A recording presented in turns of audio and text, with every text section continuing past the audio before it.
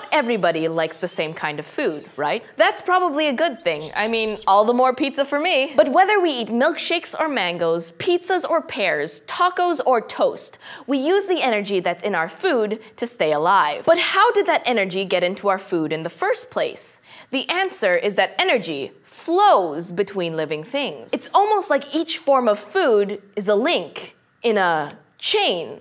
A food chain. You might have heard that humans are on the top of the food chain because we eat pretty much everything, and except for the occasional video game monster and maybe the odd bear, nothing tries to eat us. But what is a food chain exactly?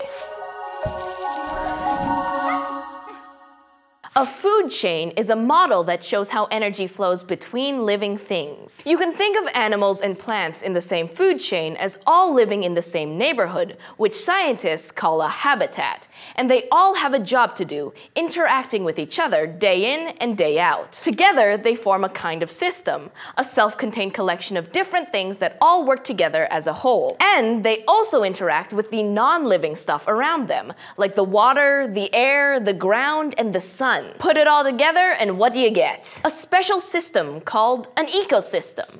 And food chains show us what eats what in an ecosystem. Now, everything that's alive is in a food chain, including you, my friend. And actually, most living things are in more than one food chain, depending on what or who they're munching on at the moment. I mean, you don't eat the same thing for dinner every night, do you? Didn't think so. Now, let's see how a food chain works by making a diagram of how these interactions happen in nature. First, all of the energy that's in a food chain starts with the sun. I can't stress that enough, people.